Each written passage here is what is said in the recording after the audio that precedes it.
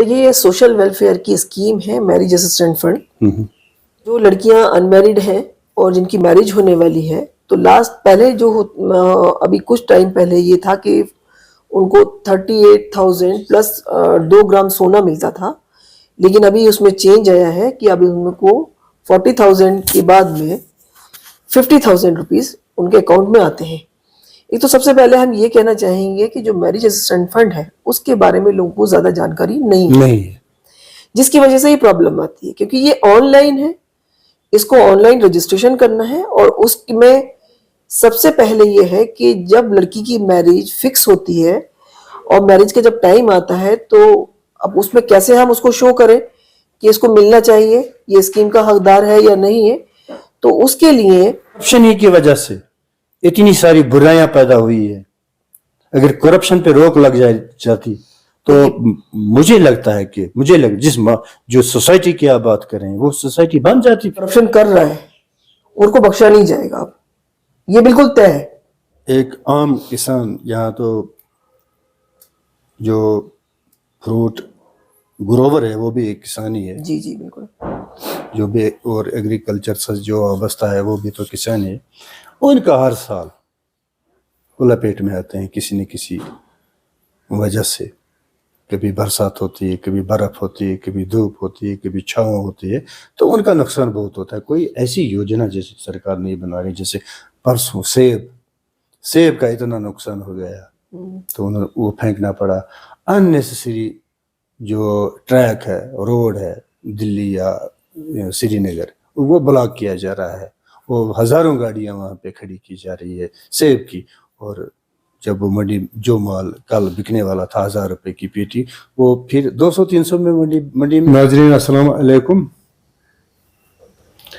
आज मुलाकात के इस प्रोग्राम में डॉक्टर फरीदा खान शामिल है।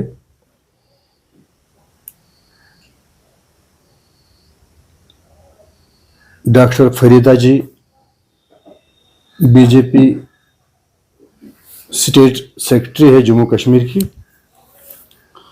और बीडीसी चेयरपर्सन भी है।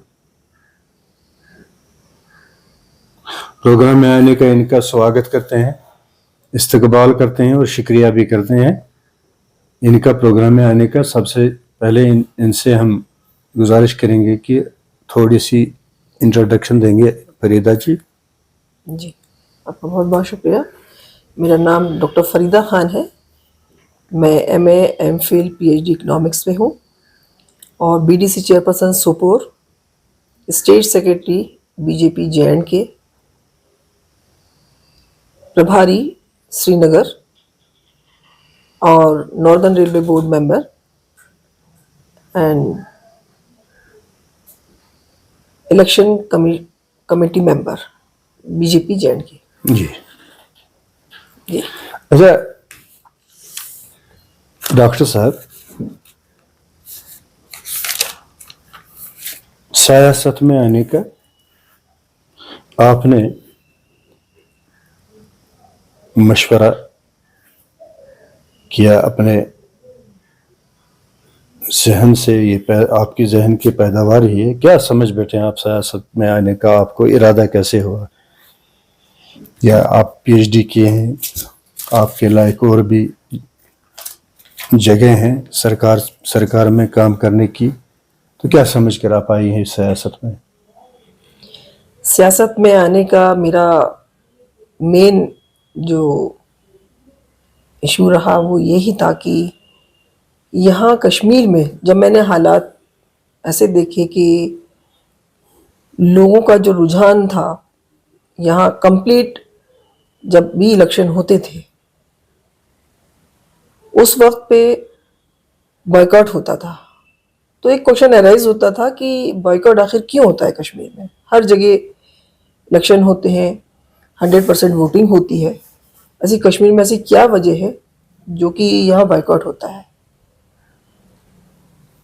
ये मैंने 2014 में जब इलेक्शन हुए और मैंने स्टार कैंपेन के थ्रू मैंने अपना, क्योंकि मेरे हस्बैंड जो थे उन्होंने 2014 में इलेक्शन कंटेस्ट किया था सुपुर से, इंडिपेंडेंट, तब मैंने यहाँ का जो हालात देखे तो उसको देखकर मुझे बड़ा फील सा हुआ कि यहाँ जब वोटिंग ही नहीं होगी, हम भारत के नागरिक हैं और वोट जो है सबका राइट्स है, जब वोटिंग ही नहीं होगी, जब अपना लीडर ही नहीं होगा, तो कैसे काम होंगे, कैसे यहाँ डेवलपमेंट वर्क होंगे। जब हम जगह जगह यहाँ हम घूमे और देखा हमने, तो हमने देखा कि जो यूथ है तो वो कहते थे कि हमें तसल्ली हो गई। किस बात की तसल्ली हो गई वो कुछ एक्सप्लेन नहीं कर पाते थे। जब भी हम कहीं जाते थे तो कहते थे कि आवाम से मिले, वो लोग कह उनकी ये डिमांड थी यहाँ कुछ नहीं होने वाला है, या यहाँ रोड की हालत बड़ी ख़राब थी, पानी का सिस्टम बहुत ख़राब था, लाइट नहीं थी। तो ये सब कुछ देखते हुए कि लगता था कि कश्मीर में काम करने की बहुत ज़रूरत है। और यही वजह थी कि जो मैं इस लाइन में मैंने अपने आप को जोड़ा और मैं आज यहाँ भारतीय जनता पार्टी की स्टेट सेक्रेटरी के नाते और बीडीसी चेयरपर्सन के सपोर्ट से आज मैं यहाँ डेवलपमेंट वर्क कर रही हूँ और उसमें सबको सपोर्ट कर रही हूँ। जितने भी हमारे पंच सरपंच हैं और जो आवाम है, जो एप्लीकेशन होती है उसको मैं आगे फॉरवर्ड करती हूँ और हम यही चाहते हैं कि यहाँ डेवलपमेंट वर्क होने चाहिए जो लोगों की ज़रूरत है। ठीक है डॉक्टर साहब, ठीक है, आपका जज्बा लोगों की खिदमत करने का है। तो जहाँ एक सवाल ये पैदा हो रहा है कि खवातीन के लिए क्या कर रही है आप, जैसे कि आप खुद आई है एक सेक्शन से जी, वो वुमेन सेक्शन से आई है और खवातीन के लिए आपको कुछ करना भी है। तो अभी मुझे नहीं लगता है कि ऐसा कुछ है कि जो आपने किया है खवातीन के लिए यहाँ, खासकर सोपोर की बात मैं कर रहा हूँ। अगर हम वुमेन एम्पावरमेंट की बात करें तो सबसे पहले तो ये मैं बताना चाहूँगी कि लेडीज़ रिजर्वेशन जो है 33% है और कश्मीर में काम करने का बहुत ही अच्छा एक्सपीरियंस है और हम काम जिस लेवल पे कर रहे हैं और सपोर्ट जो मिलता है हमें वो बहुत ही एक अच्छी तरह से एक आवाज़ उठती है और आगे तक जाती है। जैसे हमारी बहुत सारी स्कीम्स हैं जो कश्मीर में चल रही हैं, जैसे बेटी बचाओ बेटी पढ़ाओ है, उज्ज्वला योजना थी, और भी बहुत सारे सेल्फ हेल्प ग्रुप के थ्रू हम लोगों को जोड़ रहे हैं, जिसमें हमारी ख़वातीन उसमें जुड़ती हैं और काम करती हैं। जो आर्टिजन्स हैं उनको हमने जोड़ा है और एक वुमेन एम्पावर के नाम पर हम देखें तो एंटरप्रेन्योरशिप में भी हमारी वुमेन्स बहुत अच्छा काम कर रही हैं। तो सोपोर में काफ़ी अच्छे काम चल रहे हैं और कश्मीर में अगर ऑल ओवर में बात करती हूँ तो यहाँ पे आप देख सकते हैं जब से पंचायती राज एक्ट और सरपंच पंच बीडीसी डीडीसी सभी डिपार्टमेंट में भी हर लेवल पे यहाँ वुमेन्स का काफ़ी अच्छा रोल रहा है और वो अपना बखूबी अपनी रिस्पॉन्सिबिलिटी जानती हैं और वो अपना काम करती हैं, लोगों की खिदमत कर रही हैं। तो ये एक बहुत अच्छा इनिशिएटिव है और हम सब लोग जो वुमेन्स हैं वो यहाँ काम कर रहे हैं कश्मीर में और काफ़ी अच्छा रिस्पॉन्स है। अच्छा फरीदा जी, जी, आपने इलेक्शन लड़ने का मन बनाया है, एमएलए या पार्लियामेंट्री? जैसे भी पार्टी का डायरेक्शन होगा उस पर हम विचार करेंगे। आपका इरादा क्या है? पार्टी का जो रहेगा रुझान और हमारा अपना भी कि हम लोगों की यहाँ खिदमत करें, यही मेरा एक सबसे पहला गोल जो है वो यही है। कॉन्स्टिट्यूंसी कौन सी होगी आपकी? ये तो अभी मैं कुछ नहीं बता सकती हूँ, टाइम ही बताएगा कि क्या होगा। जैसे हालात होंगे, पार्टी का जो डायरेक्शन होगा उसके हिसाब से हम विचार करेंगे। इलेक्शन लड़ने का अभी कोई आपने मन नहीं बनाया है? अभी इलेक्शन लड़ने का विचार तो है, लेकिन कहाँ से होगा कैसे होगा वो अभी आगे ही बता पाएंगे इस बारे में। ऐसा लोग क्यों समझते हैं कि जो भी आ रहा है सियासत में या पॉलिटिक्स में, या तो वो अली बाबा का चिराग, वो है अलादीन का चिराग, ढूंढ रहा है, इस पॉलिटिक्स में लेने आ रहा है, या अली बाबा की कुर्सी देखने आ रहा है, उस पर कब्जा करने आ रहा है। ऐसा क्यों कह रहे हैं लोग? सियासत एक गंदी चीज़ है, इस पे भरोसा नहीं करना चाहिए। जो भी लोग कह रहे हैं कि जो पॉलिटिशियन होता है इसकी ज़बान सही नहीं होती, इसके वादे सही नहीं होते, इसकी ये जो क्या है डेवलपमेंट, जैसे वे बता रहे हैं आजकल वो जितने भी चार्टर्स होते हैं सही नहीं होते, क्या ऐसा क्यों लोगों में ये मैसेज गई है पॉलिटिशियंस की तरफ से? खासकर मैं कश्मीर की बात कर रहा हूँ। देखिए, अगर पॉलिटिशियंस की अगर हम बात करें तो ऐसा तो नहीं है कि हर कोई करप्ट होता है। काम करने का तरीका है अपना अपना, और सियासत को जैसे लोगों ने कहा है, कुछ लोग गंदी राजनीति भी करते हैं, लेकिन हर कोई एक जैसा नहीं होता है। इसमें हम यही कहना चाहेंगे कि लीडर आप उसे चुनिए जो करप्ट ना हो।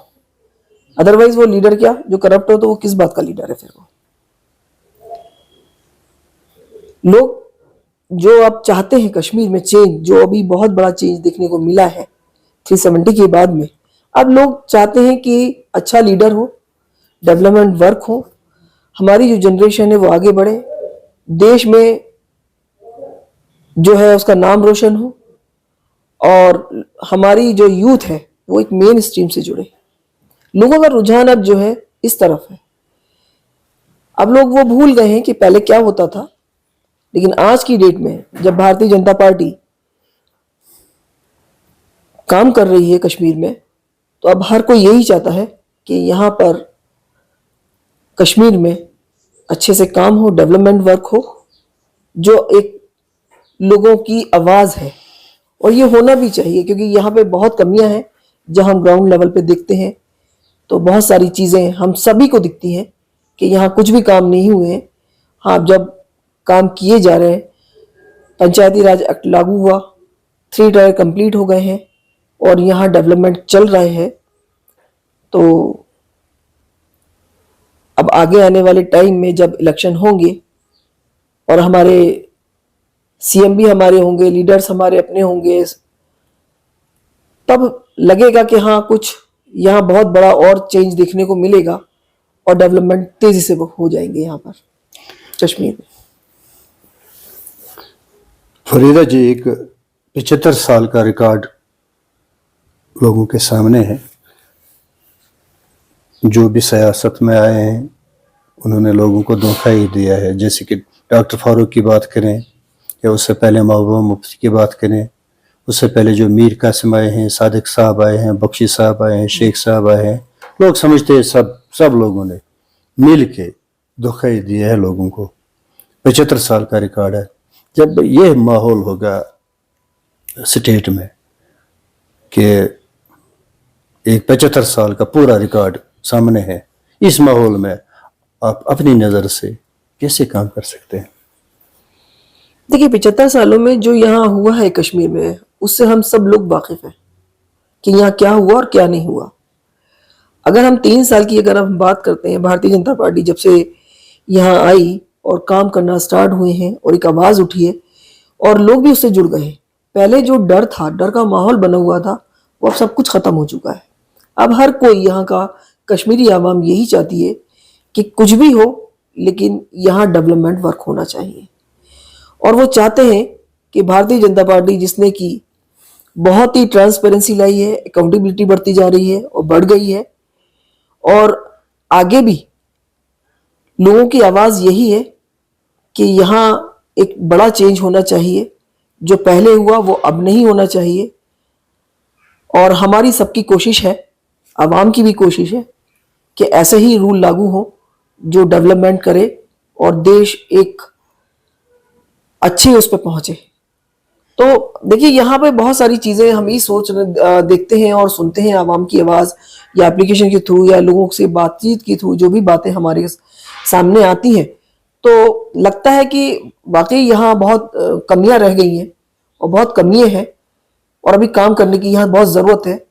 और लोग भी यही चाहते हैं कि अब उन्हें रोड चाहिए, लाइट चाहिए, पानी चाहिए, और जितने भी हमारे डिपार्टमेंट हैं जो स्कीम्स चल रही हैं, पहले हमारे को सेंट्रल स्पॉन्सर स्कीम्स नहीं मिलती थी, आज हमारे को सेंट्रल स्पॉन्सर स्कीम्स का फायदा मिलता है, हमारी बेनिफिशरीज हैं। यहाँ का जो यूथ है वो अब पूरी तरह से यही चाहता है कि यहाँ चेंज होना ही चाहिए। जो हमने पहले सहा है वो अब नहीं सहेंगे।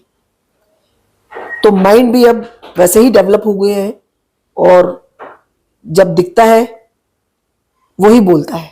कहते हैं ना, जैसे जो दिख रहा है वही बोल रहे हैं। यहाँ डेवलपमेंट वर्क चल रहे हैं तो आज हर कोई यहाँ बोलता है कि यहाँ डेवलपमेंट वर्क हो रहे हैं। जी ठीक है। हम समझ रहे हैं कि जैसे बीजेपी जब मैदान में आई है तो इन्होंने बहुत सारे दावे किए हैं कि एक तरक्की के, पढ़ाई के, लिखाई के वगैरह, ये क्रिमिनल लॉज है वो भी ख़त्म करेंगे, ऐसे ऐसी चीज़ें उन्होंने बताई। जैसे कि रोज़गार का, एक एम्प्लॉयमेंट का उन्होंने ये दावा किया है कि हम 1 करोड़ लोगों को रोज़गार दे देंगे, या सबका साथ सबका विकास करेंगे हम, या अभी बेटी बचाओ बेटी पढ़ाओ है, ये भी एक नारा था बीजेपी का। मगर रोजगार के जो अवसर है अभी नहीं दिखते हैं। यहाँ कहीं रोजगार के अवसर पैदा हो रहे हैं। ये जो नौजवान जितने पढ़े लिखे हैं तो सब उनकी नज़र है सरकार पर कि रोजगार कहाँ है, जो आप जैसे कह रहे हैं कि बीजेपी ने दावा किया है। तो इस हवाले से आप क्या कहना चाहते हैं? जी, दरअसल देखिए, जब हम अगर बात करेंगे पहले की टाइम पर तो वो समय कुछ और था। आज का समय पूरी तरह से चेंज हो चुका है। रोजगार में पहले नोटिफिकेशन नहीं निकलते थे, वो कैसे नौकरियां लगती थी, कैसे जॉब लग जाते थे लोगों के, वो हम सबको पता है, लोग वो जानते हैं वो कैसे होते थे। लेकिन आज नोटिफिकेशन निकलता है बाकायदा और एग्जाम क्लियर करना होता है, किसी तरह का कोई इंटरव्यू नहीं है। जिस तरह पहले की धांधली होती थी इंटरव्यू में, अब वो हटा ही दिया गया और नोटिफिकेशन के थ्रू, एग्जाम के थ्रू लोगों को सीट मिल रही है। हम ये कहना चाह रहे हैं कि आज इतनी ट्रांसपेरेंसी है तो आने वाले टाइम में कितनी होगी। जब हमारे एमएलएज और हमारे अपने चीफ मिनिस्टर होंगे तो आने वाला टाइम मुझे लगता है कश्मीर के लिए बहुत ही गोल्डन चांसेस होगा।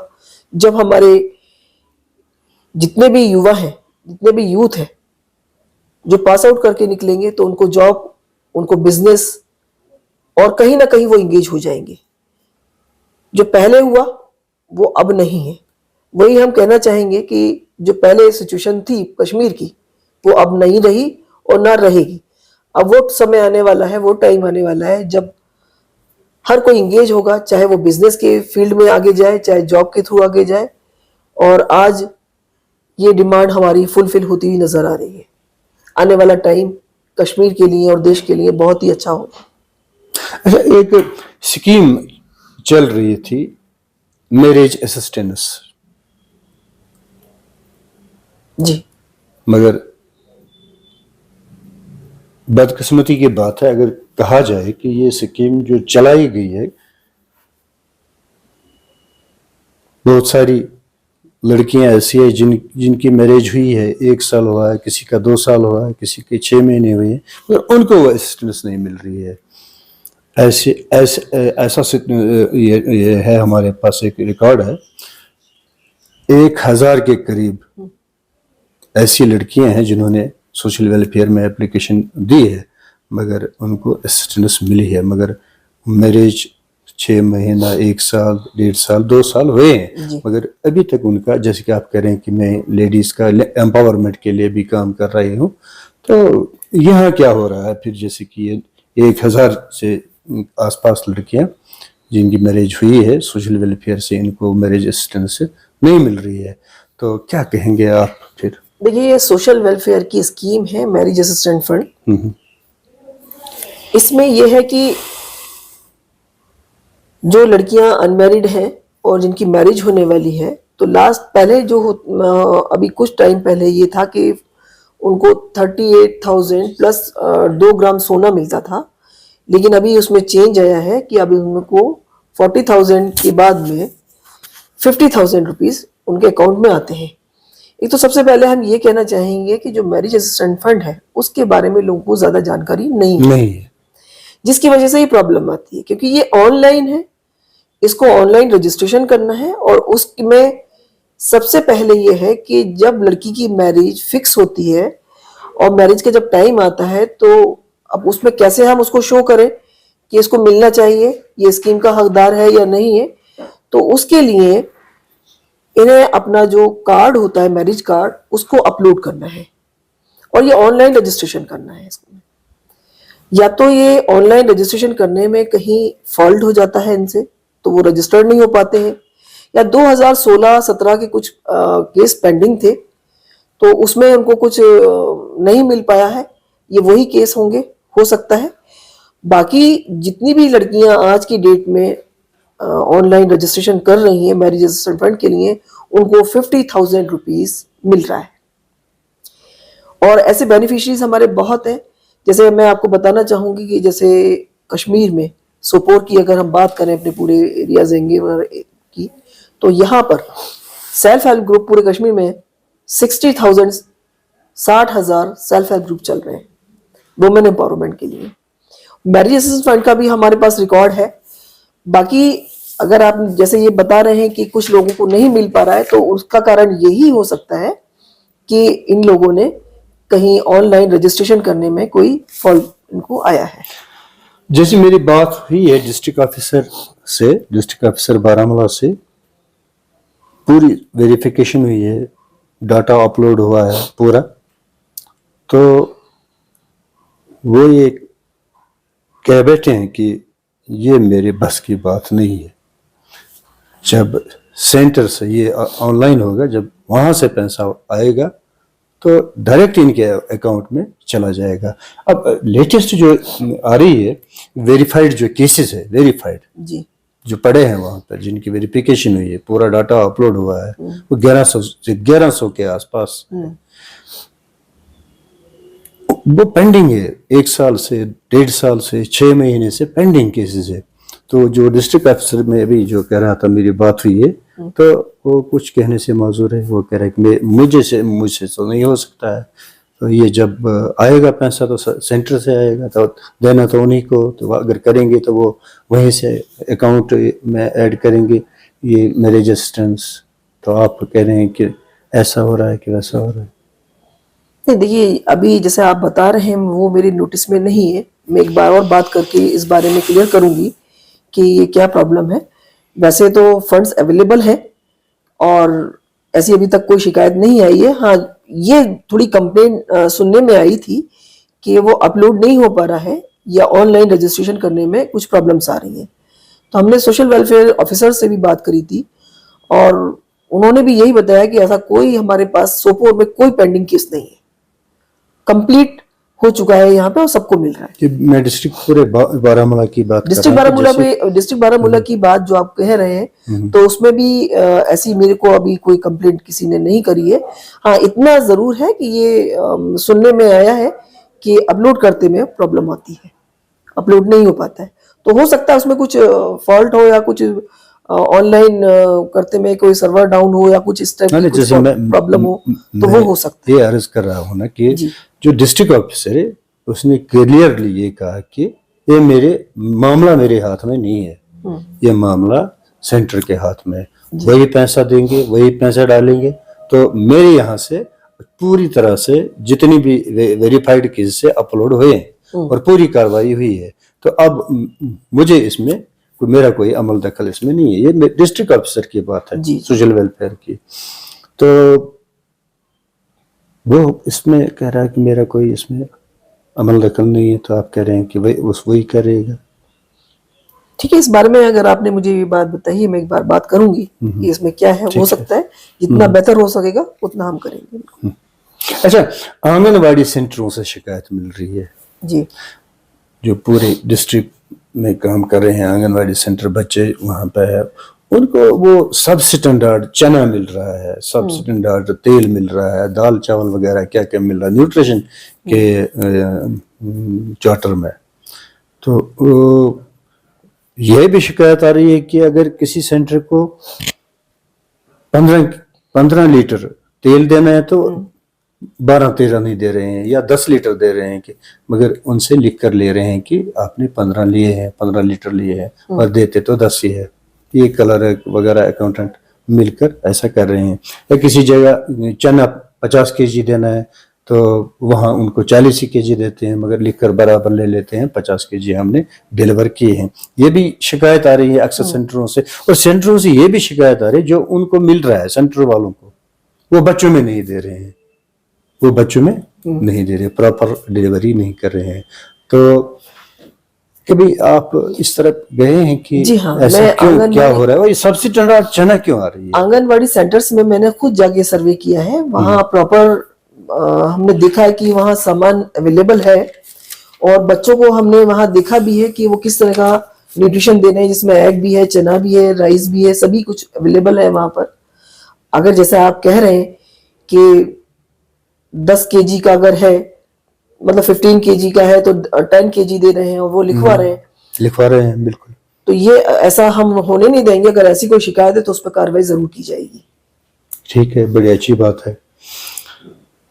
अच्छा, किसान, एक आम किसान, यहाँ तो जो फ्रूट ग्रोवर है वो भी एक किसान ही है, जी जी बिल्कुल। जो भी और एग्रीकल्चर से जो वाबस्ता है वो भी तो किसान है। उनका हर साल लपेट में आते हैं किसी न किसी वजह से। कभी बरसात होती है, कभी बर्फ होती है, कभी धूप होती है, कभी छाँव होती है, तो उनका नुकसान बहुत होता है। कोई ऐसी योजना जैसे सरकार नहीं बना रही, जैसे परसों सेब का इतना नुकसान हो गया तो उन्हें वो फेंकना पड़ा। अननेसेसरी जो ट्रैक है, रोड है दिल्ली या श्रीनगर, वो ब्लॉक किया जा रहा है, वो हजारों गाड़ियां वहां पे खड़ी की जा रही है सेब की, और जब वो मंडी जो माल कल बिकने वाला था 1000 रुपए की पेटी, वो फिर 200-300 में मंडी में बिक गई, क्योंकि धूप ने उसको, जो वो धारा थी धूप की, तेज धारा थी, उसे खराब हो गया माल। तो इस तरह जो रवैया है सरकार का किसान के साथ, जैसे कोई पहले हार्टिकल्चर कोई स्कीम नहीं आ रही है किसानों के लिए, एग्रीकल्चर कोई स्कीम नहीं आ रही है किसानों के लिए, और ये अब ये क्रॉप है, एप्पल का क्रॉप है, सीजन है इसका सेब का, तो इसमें भी गवर्नमेंट इनको सपोर्ट नहीं कर रही है, कि अननेसेसरी ट्रैफिक वाले इसमें हर्डल्स कर रहे हैं, और बाकी चीजें भी हो रही है रास्ते में, देखिए बेचारे परेशान है। इसमें हमने जो आप कह रहे हैं, आपने बताया हमें कि एग्रीकल्चर और हॉर्टिकल्चर, देखिए जितने भी डिपार्टमेंट्स हैं, ये एग्रीकल्चर है, हॉर्टिकल्चर है, फ्लोरिकल्चर है, इसमें हमने देखा है कि एग्रीकल्चर और हॉर्टिकल्चर डिपार्टमेंट ने अपनी स्कीम्स दी हैं, और इसमें 50% डिस्काउंट, मतलब 50% जो है सब्सिडी दी गई है। हाइब्रिड प्लांट्स दिए जा रहे हैं किसानों को, और उनको अवेयर भी किया जा रहा है। अवेयरनेस प्रोग्राम जगह जगह दिए जा रहे हैं, पंचायतों में दिए जा रहे हैं, जितने भी सरपंच हैं हमारे वो सब उसमें इन्वॉल्व हैं, और उनके थ्रू लोगों, मतलब जो किसान हैं उन तक बात पहुंचाई जा रही है, और लोग आगे भी आ रहे हैं। नर्सरी है, वहां से भी प्लांट दिए जा रहे हैं। रही बात ये कि कुछ जैसे कि ट्रैफिक का मसला है, तो वो भी कहीं ना कहीं हमने उस बात को आगे किया है, आगे तक पहुंचाई है, और आगे आने वाले टाइम में ये भी मसला नहीं रहेगा, ये भी सॉल्व हो जाएगा। और जो हमारे किसानों को मोदी जी ने 6-6 हजार रुपए दिए हैं, और उसका फायदा हमारे सारे किसान भाइयों को मिल रहा है, तो देखिए ऐसा तो नहीं कह सकते कि कुछ नहीं हो रहा है, बहुत कुछ किया जा रहा है। और जरूरी यह है कि जहां ये शिकायतें आ रही हैं तो उनसे भी हम बात करना चाहेंगे, और आगे बात करेंगे तो ये जरूर सॉल्व हो जाएंगी बातें। अच्छा फरीदा जी, किसान कहते हैं कि जब पेड़ उनको मिल रहा है, जो पेड़ उनको मिल रहा है वो सूखा होता है, सूखा हुआ होता पेड़ जो डिलीवर किए जा रहे हैं हार्टिकल्चर से, उसकी जो एज है, लाइफ है, सर्वाइवल लाइफ, वो खत्म हो चुकी होती है, तो फिर वो डिलीवर करते हैं। ऐसा है।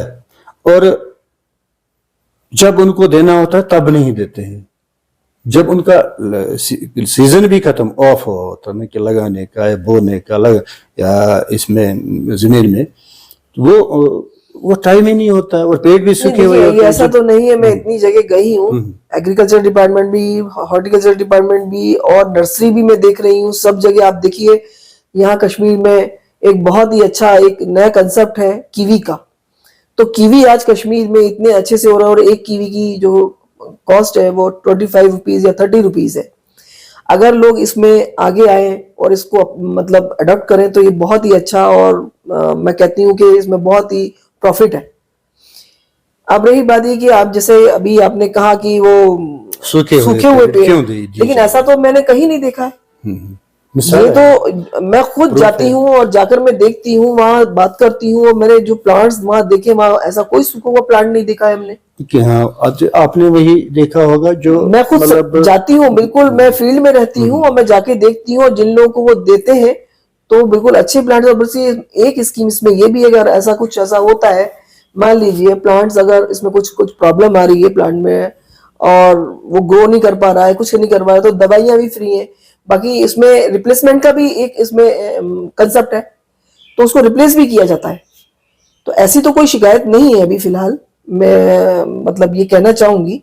और अगर ऐसा कोई केस अगर आता है सामने, तो इस बात पे हम जरूर आगे बात करेंगे, उस पर भी एक्शन लेंगे अगर ऐसी कोई बात होती है तो। वैसे अभी तक कोई केस ऐसा नहीं आया है। ठीक है, बड़ी अच्छी बात है। जब कोई शिकायत लेकर के आएगा तो इंशाल्लाह मुझे लगता है कि आप इन्वेस्टिगेशन पूरी तरह से बिल्कुल करेंगे जी, और बिल्कुल।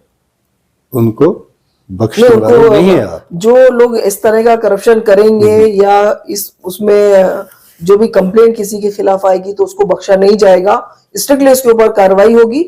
और वो बिल्कुल ये समझ लें कि अब वो टाइम नहीं है, अब टाइम दूसरा है, जहां की अकाउंटेबिलिटी है, ट्रांसपेरेंसी है। और करप्शन केस में जो भी अगर इस तरह से बात अगर सामने आती किसी करप्शन की, तो ये इसको बख्शेंगे नहीं हम लोग। जी बिल्कुल ठीक है, मगर जैसे बहुत सारे डे मनाए जा रहे हैं, कल जश्न सोपोर मनाया गया, परसों जश्न बारामूला मनाया गया, ऐसे मना रहे हैं जी। एनुअल डे मना रहे हैं कॉलेजों में या स्कूलों में, या पहले सरकार मना रही थी, यहाँ जश्न कश्मीर मना रही थी। ऐसा क्यों नहीं मनाया जा रहा है कि एंटी करप्शन डे क्यों नहीं मनाया जा रहा है, कि लोगों को अवेयर क्यों नहीं किया जा रहा है कि करप्शन ना दे। करप्शन के लिए कोई हेल्पलाइन ऐसी रखनी चाहिए कि तुरंत कार्रवाई हो, तुरंत कार्रवाई हो, या क्राइम के लिए कोई ऐसी हेल्पलाइन होनी चाहिए कि क्राइम का तो कोई टाइम ही नहीं है, तो उसमें बिना टाइम, विदाउट एनी टाइम कार्रवाई होनी चाहिए। आप अगर आप यकीन करेंगे, देखिए एक साल से 6 महीने से 3 महीने से फाइलें पड़ी है क्राइम ब्रांच में, मगर कार्रवाई नहीं हो रही है। प्रूफ है, डॉक्यूमेंट्री है, सब कुछ है, मगर कार्रवाई नहीं हो रही। एक टेबल से फाइल दूसरी टेबल तक जाने में 3 महीने लगते हैं, एक कमरे से फाइल दूसरे कमरे में जाने में 4 महीने लगते हैं। अब ये हाल हमारे अगर क्राइम ब्रांच का होगा तो विजिलेंस का क्या होगा, एंटी करप्शन का क्या होगा? लोग कहते हैं कि वो सिलेक्टेड केसेस पे काम कर रहे हैं, विजिलेंस वो जो लोग शिकायत कर रहे हैं, प्रूफ दे रहे हैं, उनके खिलाफ नहीं जा रहे। बहुत बड़ा करप्शन कर रहे हैं, बड़े लोग कर रहे हैं, सेक्रेटरीट में कर रहे हैं करप्शन। करप्शन ही की वजह से इतनी सारी बुराइयां पैदा हुई है। अगर करप्शन पे रोक लग जाती तो मुझे लगता है कि जो सोसाइटी की आप बात कर रहे हैं वो सोसाइटी बन जाती। देखिए, भारतीय जनता पार्टी जो है इसी की बातों के खिलाफ है। जो करप्शन यहाँ होते थे या जो करप्शन कर रहा है उनको बख्शा नहीं जाएगा, अब ये बिल्कुल तय है। रही बात ये क्राइम जो बढ़ रहे हैं, तो हमारी पुलिस डिपार्टमेंट बैठा है, जो भी क्राइम कर रहा है तो पुलिस डिपार्टमेंट उस पर एक्शन लेता है।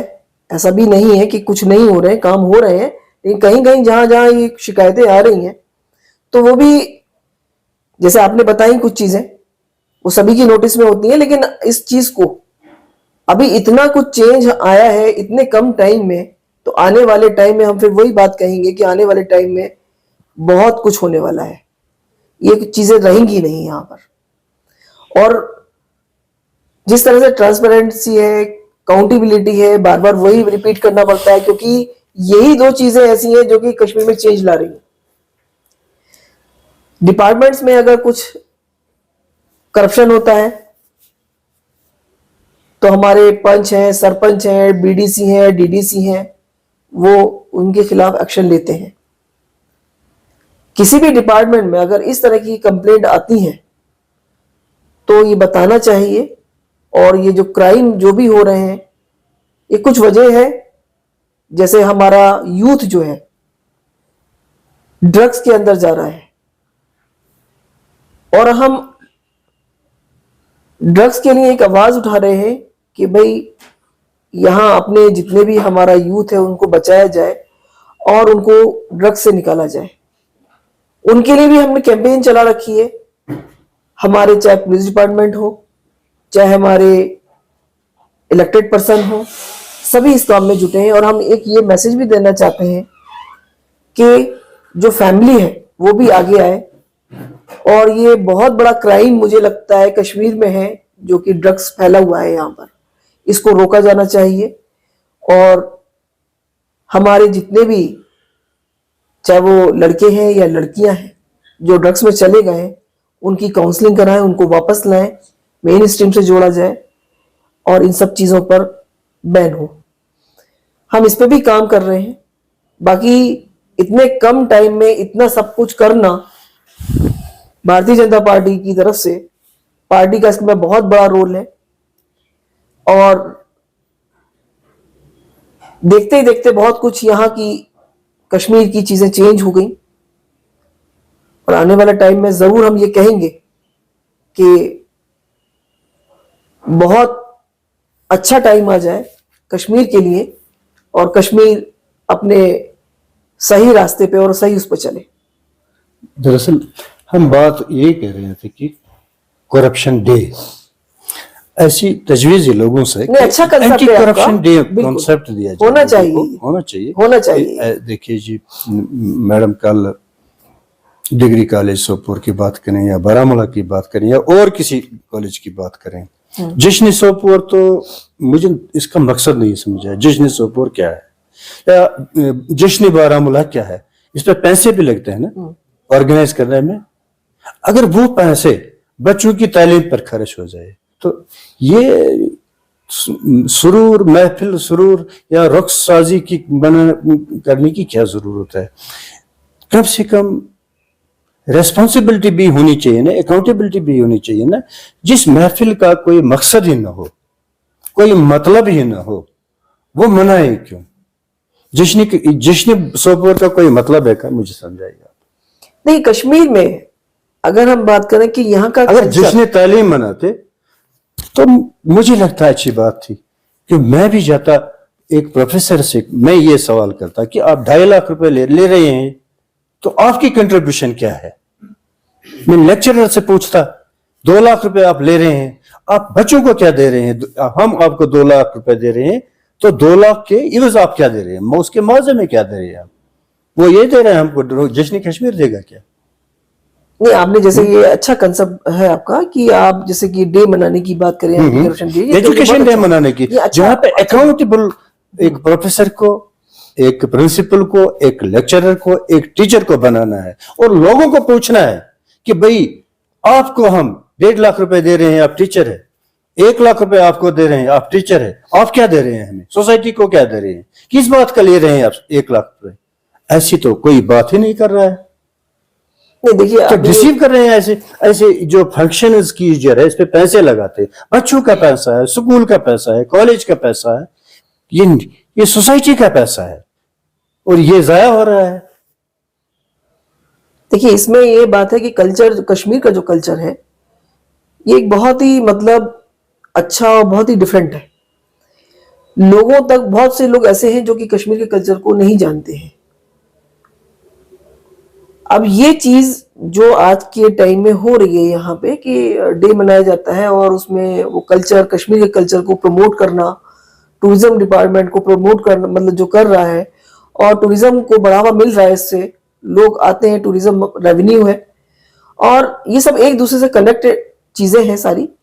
तो हमें लगता है कहीं जैसे आपने अभी बोला कि कोई एंटी करप्शन डे वगैरह कुछ इस टाइप का मनाना चाहिए, तो ये होना चाहिए। इस पे आपने इसको जो आपने एजुकेशन डे कहा एजुकेशन डे है, ये अच्छा कंसेप्ट है आपका।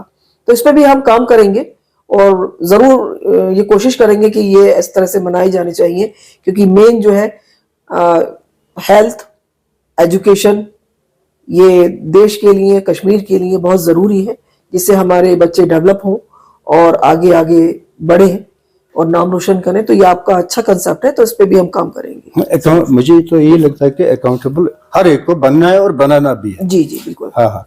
अब यहाँ रही बात, मैं ज़ेनगिर बेल्ट की बात कर रहा हूँ। 40,000 से ज्यादा लोग वहां रहते हैं। जो तहसील इसकी जो बाइफर्केशन हुई है, वो पहले तहसील सोपोर के साथ थे, फिर सोपोर से काट के उनको डांगरपुरा से मिलाया गया। 40,000 लोग ये प्रोटेस्ट कर रहे हैं, 3 साल से लड़ रहे हैं केस। हमारे जो मुश्किलात है वो ये है कि हमको सरकार ने डांगरपुरा से, तहसील डांगरपुरा के साथ मिलाया है, जबकि हमारी कनेक्टिविटी सिर्फ 2-3-5 मिनट का ये बीच में कौन सा ये डिस्टेंस है, सोपोर की कनेक्टिविटी। इसके साथ जो काम हो रहे थे, हमारा काम हो रहा था, हमारा सब कुछ हो रहा, हॉस्पिटल है वगैरह वगैरह सब कुछ है, तो जो सोपोर से काट कर उनको डांगरपोरा के साथ मिलाया गया, बिना लोगों को पूछे, बिना लोगों को सख्तियों में डाला है, बिना लोगों को पूछे, बिना लोगों को कहे। ऐसी सरकार होती है क्या जो बिना लोगों के कहे, बिना लोगों के पूछे? तो बीजेपी का क्या रोल है कि लोगों की मर्जी के बगैर उनको नहीं, ऐसा तो एक जगह से दूसरी जगह भेज दिया जाए? नहीं, ऐसा तो नहीं है बिल्कुल भी कि एक जगह से दूसरी जगह भेजा जाएगा या उनके साथ में कोई गलत हो रहा है। ये जो डिलिमिटेशन की रिपोर्ट आई है, आप देख सकते हैं, उसमें भी लोगों का, जब हमने लोगों से बात करी है तो ऐसी कोई रिपोर्ट हमारे सामने तो नहीं आई है कि उन्होंने ये कहा हो, कंप्लेन करी हो कि हाँ कुछ डिमांड रही है। वो डिमांड हमने आगे पहले से भी, जब बैक टू विलेज हुआ था तब भी ये डिमांड रही और अभी भी ये डिमांड्स आगे गई हैं। लेकिन ऐसा नहीं है कि नाइंसाफी कुछ हो रही है। देखिए, ऐसा तो अभी तो कोई इस तरह का कोई हमें नहीं लगता है कि इस तरह कुछ किया गया जा रहा है कश्मीर में। यहाँ जितना भी काम किया जा रहा है लोगों की रजामंदी के लिए और लोगों की अच्छाई के लिए किया जा रहा है। अगर कहीं कुछ ऐसी बात आती है तो देखिए आगे भी बहुत चांस है। अभी दिन ही कितने हुए हैं और टाइम तो बहुत कम, इतने कम टाइम में इतना सब कुछ चेंज होना और इतना अच्छा होना। चेंज भी ऐसा नहीं कि बुरा चेंज हुआ है, अच्छा चेंज होना, अच्छा चेंज लाना। लोगों की सोच चेंज हो गई। लोगों का पहले एक वो टाइम था जब लोग यहाँ स्टोन पेल्टिंग किया करते थे। वो टाइम था जब हर घर से एक किसी ना किसी की डेथ होती थी। आज वो टाइम ऐसा है, आज का टाइम ऐसा है कि जब यहाँ पर स्टोन पेल्टिंग पूरी तरह से रुक गई। आज हर कोई इंसान खुश है, कम से कम डेथ तो नहीं हो रही और इतने डेवलपमेंट वर्क हो रहे हैं। तो इतने कम टाइम में इतना अच्छा चेंज होना, ये एक बहुत बड़ी बात है कश्मीर के लिए। और जैसे जैसे आगे टाइम बढ़ेगा, डेवलपमेंट वर्क बड़े होंगे, यहाँ लोग इंगेज होंगे, अच्छा समय आ चुका है यहाँ पर, तो ये अपना भी सब कुछ यहाँ की आवाम देखेगी कि क्या चेंज है और लोग खुश है। सबसे बड़ी बात है यहाँ लोग खुश है। अभी तक जो पहले और अभी की अगर हम कंपेयर करें तो आप देखिए कि काफी लोगों की ये भी बात आगे आई है कि नहीं, भारतीय जनता पार्टी बीजेपी बहुत अच्छा काम कर रही है। ये एक सोच बनी है। पहले लोग डरते थे बीजेपी का नाम लेने से, आज लोग खुलकर बोलते कि बीजेपी अच्छा काम कर रही है। पहले ये सोचते कि इतना करप्शन था, आज यहाँ ये सुनने में मिलता है कि नहीं भाई, करप्शन खत्म हो गया है और यहाँ अकाउंटेबिलिटी है। हर बात को पूछा जाता है। अगर फंड्स हैं तो कितने काम हुए, कितने फंड्स हैं, सरपंच को कितना फंड्स है, बीडीसी को कितना फंड्स है, डीडीसी को कितना फंड्स है। तो देखिए, ये इतना चेंज होना कश्मीर में इतने कम टाइम में अपना में बहुत बड़ी बात है। बिल्कुल सहमत है हम आपके विचार से, मगर लोग ये कह रहे हैं कि जब से बीजेपी सरकार आई है उनकी राय का एहतराम नहीं किया जा रहा है। जैसे अभी मैं ये कह रहा हूं कि ज़ेनगिर बेल्ट का वो सेक्रेटरी तक पहुंच गए हैं, चीफ सेक्रेटरी के पास भी गए हैं। तो ऐसा कह रहे हैं लोग हमारी राय का एहतराम नहीं किया जा रहा है बीजेपी नहीं, से। ऐसा नहीं है। देखिए, हर जगह पॉजिटिव और निगेटिव सोच होती है। कुछ लोग कहते हैं, जो पॉजिटिव सोच रखते हैं वो कहते हैं कि नहीं अच्छा हो रहा है, जो निगेटिव सोच रखते हैं वो हल्ला मचाने लग जाते हैं कि नहीं ये गलत हो रहा है। लेकिन करना तो है ना, जो सही है वही करना है, और वही हो रहा है। तो अभी हर काम में निगेटिव और पॉजिटिव दोनों चीजें चलती हैं। एस्पेक्ट्स है। तो ये चीजें तो देखिए, इंसान को खुद समझना है कि सही क्या है और गलत क्या है। जो सही है वो सही। अब इतने डेवलपमेंट वर्क चल रहे हैं हमारे, जो लोग कहते हैं कि इतने होने के बाद में भी कह देते हैं कि नहीं कुछ नहीं हो रहा। अरे भाई, कैसे नहीं हो रहा? आप आइए देखिए, क्या हम बताते हैं कैसे, हम पूरा हिसाब देते हैं कहां कहां क्या हो रहा है। इतने डिपार्टमेंट्स हैं हमारे, इतनी स्कीम्स है हमारी, हर डिपार्टमेंट को हमने टच किया है। एनिमल हस्बेंड्री है, लोग वहां, हमने इतने कैंप लगाए हैं, हमने यहाँ पे मेडिकल कैंप लगाए हैं। हर तरह के कैंप लगा के लोगों को अवेयरनेस प्रोग्राम देना, लोगों को आगे लाना, उनको स्कीम्स का फायदा दिलाना, ये सारे काम हो रहे हैं कश्मीर में। ऐसा नहीं है। लेकिन फिर वही है कि पॉजिटिव और निगेटिव, किसी को वो चीजें बहुत अच्छी लगती हैं, किसी को वही चीजें बहुत बुरी लगती हैं। तो ये डबल माइंड जो चलता है ना, तो वहां जो डेवलपमेंट वर्क है ना, उसमें भी वो करने नहीं देते। उनको रोकना, कुछ लोग ऐसे होते हैं कि कुछ भी इशू बनाते हैं और रोकते हैं, जबकि ये रोकने वाले काम है नहीं। सबके लिए काम किया जा रहा है। मोदी जी ने सबके लिए सबका साथ, सबका विकास, सबका विश्वास और सबका प्रयास, जो एक जोड़ा है सबका प्रयास, तो ये हमारे सबके एफर्ट से यही काम चल रहे हैं। और जितना भी डेवलपमेंट देखने को मिल रहा है यहाँ पर, वो सिर्फ हम सबकी एफर्ट से ही है, हमारी पॉजिटिव सोच के साथ में है। और जितना भी चेंज अभी इतना आया है, आगे भी जो आएगा, वो भी हमें लगता है कि बीजेपी ही है एक ऐसा, अभी इस समय कोई पार्टी नहीं है, सिर्फ बीजेपी काम कर रही है और बहुत अच्छा काम कर रही है। हमारे honourable prime minister Narendra Modi ji ने जिस तरह से यहाँ लोगों को एम्पावर किया है, वो एक बहुत ही बेहतरीन है। और आने वाले टाइम में और भी अच्छा होगा। अच्छा मैडम, लोगों का कहना है, सवाल करते हैं लोग, जो grievance cell, governor's grievance cell है, उसमें कई साल से ग्रीवेंसेस पड़ी है। जो 15 दिन का दावा है ग्रीवेंस डिसाइड करने का, वो फजूल है। उसमें कोई चीज दिखती ही नहीं है। तो जब 2 साल 3 साल ग्रीवेंस रहती है, तो फिर इसको डिस्पोज किया जा रहा है। क्यों किया जा रहा है डिस्पोज? उसका कंक्लूजन नहीं आ रहा है, उसका वो डिसीजन नहीं ले पाते हैं, क्योंकि उन ग्रीवेंसेस में बड़े बड़े लोग फंस जाते हैं, कमिश्नर, सेक्रेटरी, डायरेक्टर, ऐसे लोग फंस जाते हैं। तो फिर उन ग्रीवेंसेस का कोई ये सोल्यूशन नहीं मिलता है। तो वो ग्रीवेंस है, उस पर भी लोगों का जो भरोसा है खत्म हो गया है। देखिए, एलजी साहब हमारे बहुत अच्छा काम कर रहे हैं।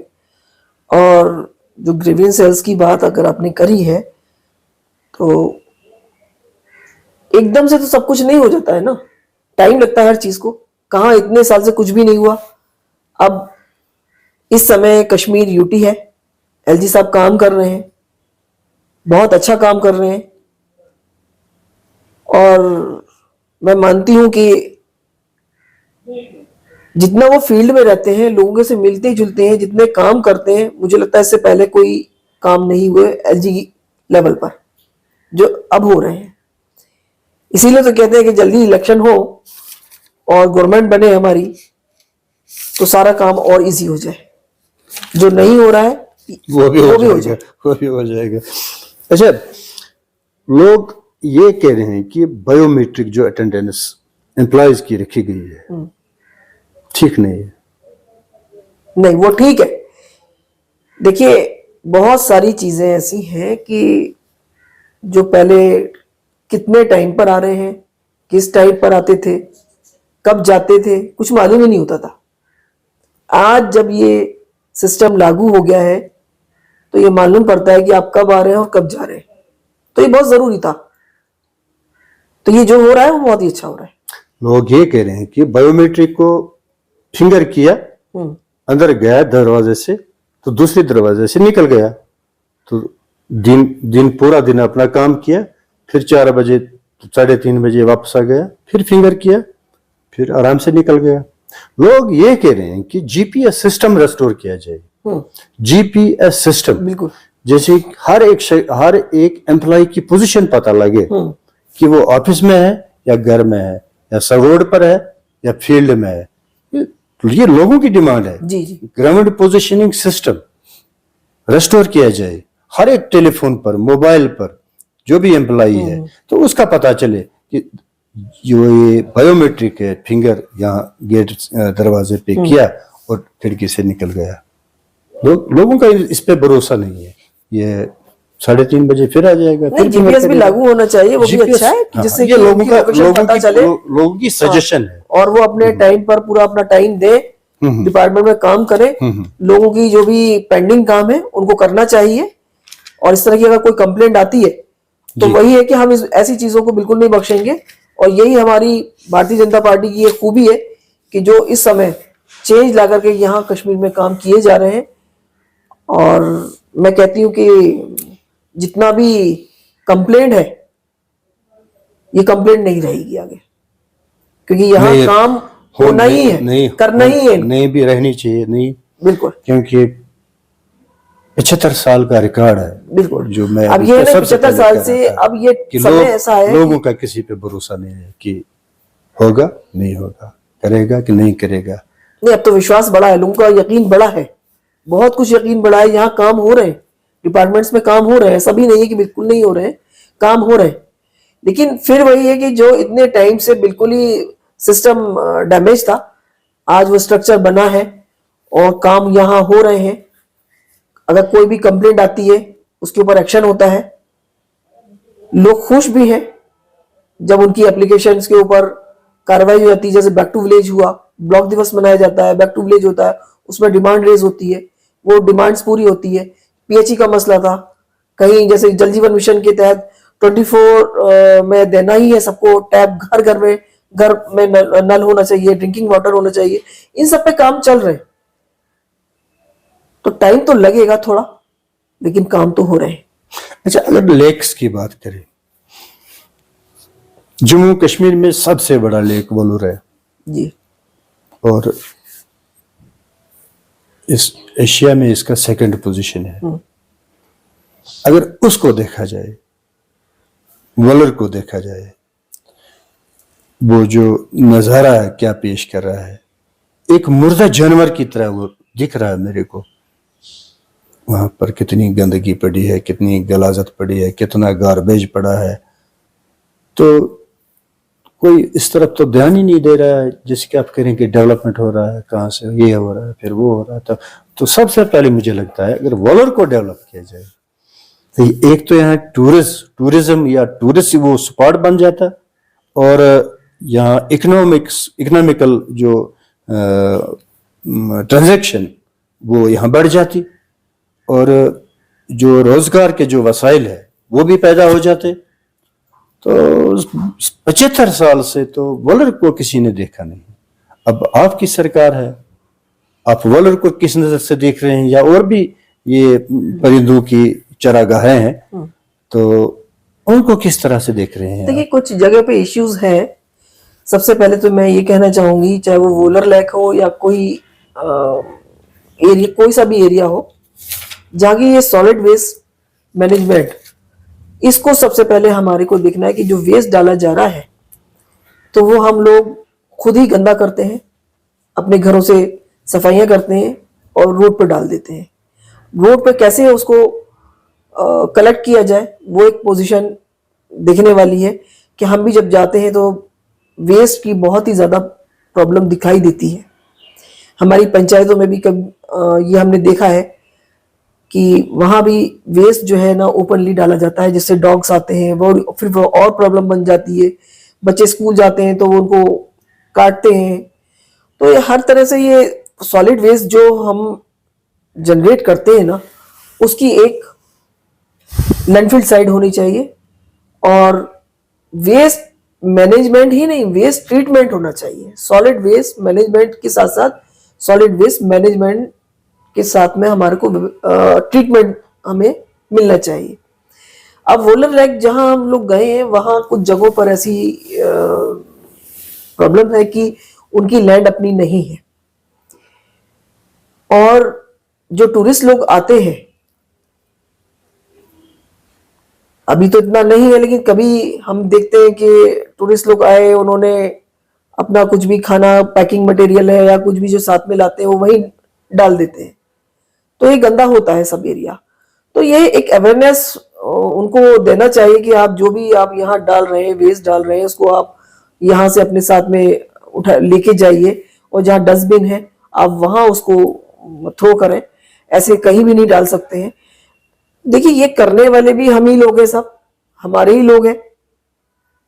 जब हम किसी चीज की सफाई नहीं करते तो गंदा भी नहीं करना चाहिए, और उस जगह पे बिल्कुल गंदा नहीं करना चाहिए जहां पे वेस्ट कलेक्ट करना बड़ा मुश्किल है काम है। टूरिस्ट स्पॉट है, जगह जगह डस्टबिन रखे गए, लोग डस्टबिन में वेस्ट नहीं डालते हैं, ऐसे ही थ्रो कर देते हैं।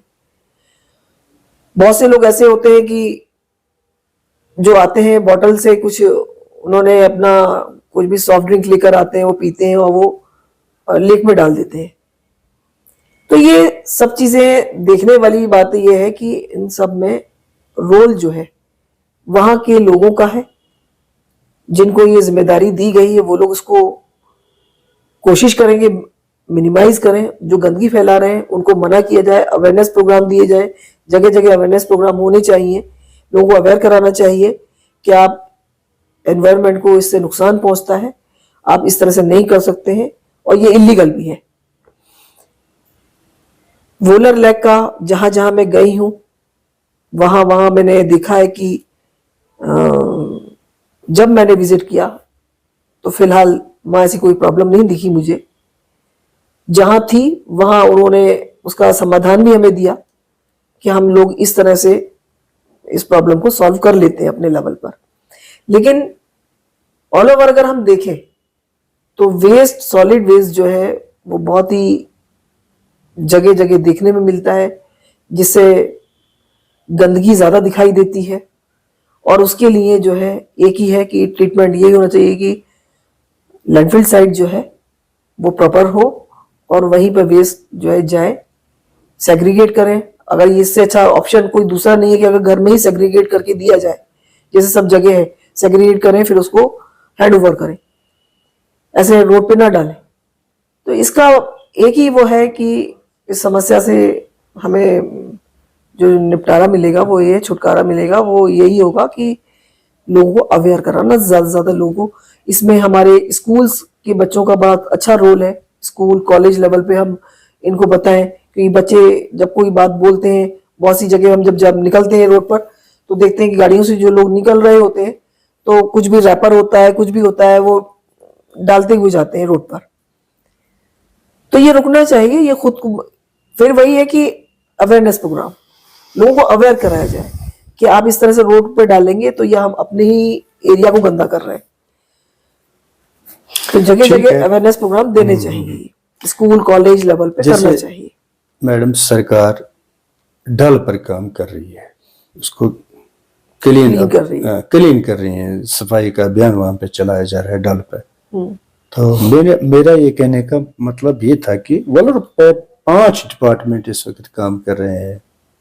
टूरिज्म भी है वहाँ पे, फॉरेस्ट भी है वहाँ, जियोलॉजी माइनिंग भी है, और भी पता नहीं कौन कौन सा डिपार्टमेंट है वहाँ पे, पॉल्यूशन कंट्रोल बोर्ड भी है। ये क्या कर रहे हैं फिर, एक रेडी रेत जो दरिया से निकाला जा रहा है, जो दरिया से निकाली जा रही है, एक रेडी रेत, उस पे 5,000 रुपए 10,000 रुपए जुर्माना लगता है, या जेल जाता, वो बेचारा जेल जाता है, या उस पे FIR लग जाता है। तो ये लोग वहां क्या कर रहे हैं? तो ये जो रेत निकालने वाले को पकड़ लेते हैं, उससे पैसे ले लेते हैं या छोड़ देते हैं, उनका काम है। तो वो किसका काम है फिर? देखिए, इस पे भी एक्ट और रूल्स है। वही तो मैं कह रहा हूँ, वो रूल्स क्या गए फिर?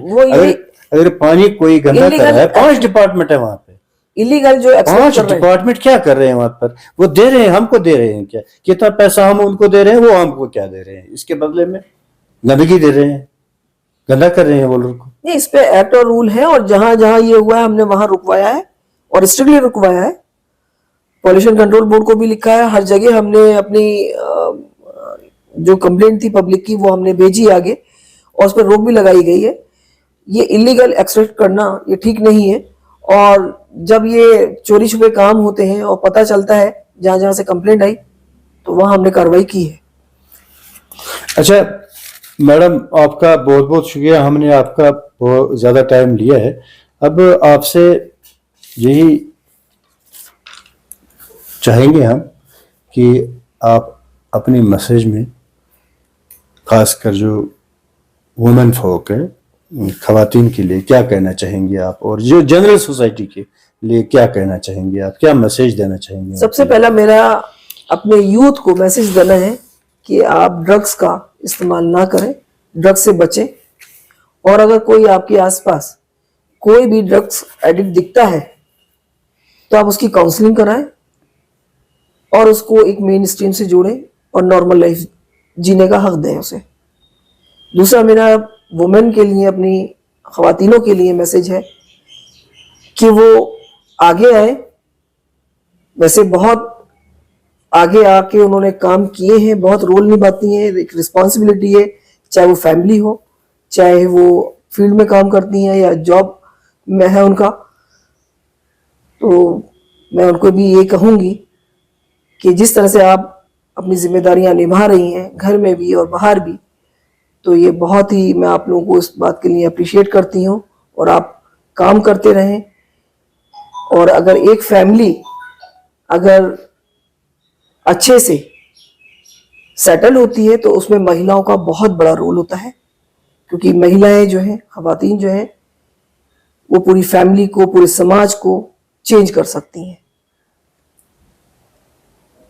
जिस तरह से हमारे सेल्फ हेल्प ग्रुप काम कर रहे हैं, कश्मीर में 60,000 सेल्फ हेल्प ग्रुप है, लड़कियां आर्टिजन्स, और वो इंडिपेंडेंट काम करती हैं, तो ये देश के लिए और कश्मीर के लिए एक बहुत खुशी की बात है। और वुमेन्स के लिए आने वाला टाइम बहुत अच्छा होगा, क्योंकि हमारा 33% हम लोगों को रिजर्वेशन है वुमेन्स को, जिससे वो आगे बढ़ चढ़ के हिस्सा लें और काम करें। मेरा पॉइंट यही रहेगा कि जिस तरह से हमारा कश्मीर में डेवलपमेंट वर्क चल रहे हैं, पंच, सरपंच, बीडीसी, डीडीसी इसमें अपना रोल निभा रहे हैं, तो ये डेवलपमेंट वर्क और इनमें तेजी आनी चाहिए। कश्मीर में डेवलपमेंट होना चाहिए, और कश्मीर को पूरे भारत से, कश्मीर से लेकर कन्याकुमारी तक पूरा भारत एक होना चाहिए, और दिखना चाहिए कि कश्मीर अब वो कश्मीर नहीं रहा। आज कश्मीर पूरी तरह से बदल चुका है, सोच बदल चुकी है, यहाँ डेवलपमेंट वर्क बहुत अच्छे से हो रहे हैं, और आने वाला टाइम कश्मीर के लिए और कश्मीर की आवाम के लिए बहुत ही खूबसूरत और गोल्डन लफ्जों में लिखा जाए। ये मेरा मैडम, हाँ, आपसे रुखसत जरूर लेंगे हम। ये आखिरी सवाल मेरी ख्वाहिश है आपसे पूछने की। नशा मुक्त अभियान जो चला रही है सरकार, पूरी जोर से चला रही है, लोग इसमें सपोर्ट भी कर रहे हैं, कि मगर लोग कह रहे हैं कि ये अगर नशा मुक्त अभियान है तो वाइन को, शराब को आप किस नजर से देखते हैं? फिर ये नशा नहीं है? देखिए, ये तो बिल्कुल आप इस बात को मैं आपका कहना जो है कि ये शराब जो है ये हर तरह से गलत ही है, और इसको मैं कभी अच्छा नहीं बोलूंगी, और कोई भी अच्छा नहीं बोलेगा, मैं ही नहीं, कोई भी अच्छा नहीं बोलेगा। लेकिन कहीं एक आप भी समझते हो, हर कोई इंसान समझता है कि जैसे कश्मीर में जो ये चल रहा है ये ठीक नहीं है, और जो लोग इसका यूज करते हैं, तो कहीं लगता है कि जैसे इकोनॉमिक्स में कहा जाता है डिमांड और सप्लाई, जहां डिमांड होती है तो वहीं तो सप्लाई होती है ना। तो जब कोई पिएगा या कोई इसमें आगे आके किसी ने कोई डिमांड रखी होगी, क्या हुआ होगा वो तो मुझे नहीं मालूम है इतना, लेकिन हाँ मैंने सुना है कि इस तरह से बारामूला में ये एक वाइन की शॉप वहां खोली गई है। और हमने आगे इस बात के लिए पूरी तरह से पार्टी लेवल पे भी बात करी थी। तो कश्मीर में ऐसा नहीं है कि इस चीज को बढ़ावा दिया जाएगा या बढ़ावा दिया जा रहा है। ड्रग्स से दूर रहें, ये भी एक तरह का ड्रग्स ही है जो कि हेल्थ के लिए बहुत ही खराब है। ये तो हम सबको समझना है और इसके लिए हम सबको मिलकर के ही इनिशिएटिव ये लेना है कि ऐसी चीजें नहीं होनी चाहिए जो हमारी हेल्थ के लिए या हमारे लिए नुकसान वाली है, जिससे हमारी बॉडी। आखिरी सवाल होगा मेरा, पंच सरपंच जो भी काम ले रहे हैं ब्लॉक डेवलपमेंट डिपार्टमेंट से, खुद अपने नाम पर ले रहे हैं और फिर डिलीवर कर रहे हैं, कंट्रैक्टर को डिलीवर कर रहे हैं, उनसे कमीशन ले रहे हैं। काम का जितना बड़ा काम होगा, 5 लाख का काम 50,000, 40,000, 20,000, 30,000 पंच ले लेते हैं, सरपंच ले लेते हैं। ये एक बहुत बड़ी शिकायत है, हर जगह आ रही है, ऐसी शिकायत आ रही है। तो कोई कार्रवाई इस पर आप कर सकते हैं कि या लोगों का कहना ही रहेगा? देखिए, मेरी नोटिस में अभी, अगर मैं बात करूंगी, मेरी नोटिस में अभी इस तरह का कोई केस नहीं है कि किसी ने मेरे को कंप्लेंट करी है कि कोई ऐसा ले रहा है। अगर कोई लेता है तो हम इस पर कार्रवाई जरूर करेंगे, क्योंकि ये डेवलपमेंट वर्क है और इसमें पंच सरपंच जो है उसमें इनका कोई ऐसा रोल नहीं है। इनको काम करना है, इनको मॉनिटर करना है, इनको देखना है क्या इनके गांव में क्या क्या काम हुए, क्या क्या नहीं हुए, अपने गांव को डेवलप करना है। और अगर कोई कॉन्ट्रैक्टर इसमें किसी का हाथ है इस तरह का, तो वो अभी हमारे नोटिस में ऐसा अभी तक नहीं आई ये बात मेरे उसमें। अगर इस तरह की कोई बात अगर सामने आती है तो हम उस पर एक्शन जरूर लेंगे। चलिए नाज़रीन, ये है डॉक्टर फरीदा खान जिन्होंने बड़े फराग दिली से सवालात का जवाब दिया और तीखे सवालों के भी जवाब दिए हैं। हम इनका स्वागत करते हैं और शुक्रिया भी करते हैं इस प्रोग्राम में आने का। इंशाल्लाह अगर कुछ बाकी पूछना रह गया तो अगली मुलाकातों में इनसे बात करेंगे हम। जी। तो सवाल लोगों के होंगे और जवाब डॉक्टर साहब जी फरीदा खान साहब के होंगे। जी, अस्सलाम वालेकुम। शुक्रिया।